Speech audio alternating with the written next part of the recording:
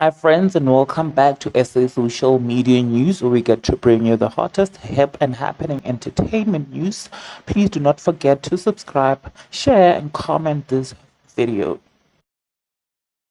It has been over 2 days since it was announced by Kaya FM that they have decided to terminate Unathi's contract with immediate effect, and that left publics with questions as to why the station abruptly took that decision.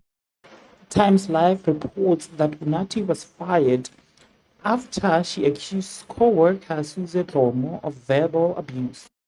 The station issued a statement confirming Nkai's dismissal, in which they wrote, "Certain incidents have occurred which resulted in the breakdown of the trust between the two parties."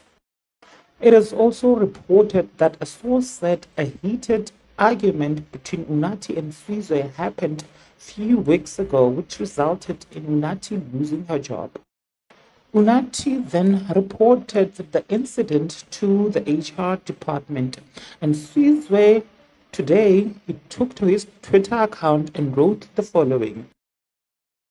Regarding the article in the City Press this morning, I'd like to state in the context of GBV in our country and even on the backdrop of Kai's history as an organization, a false claim abuse, not only malicious to those it's leveled against, but it also delegitimized the claims of thousands of victims whose cases fall apart because of lack of evidence. Such an egregious lie is a highly irresponsible thing to do.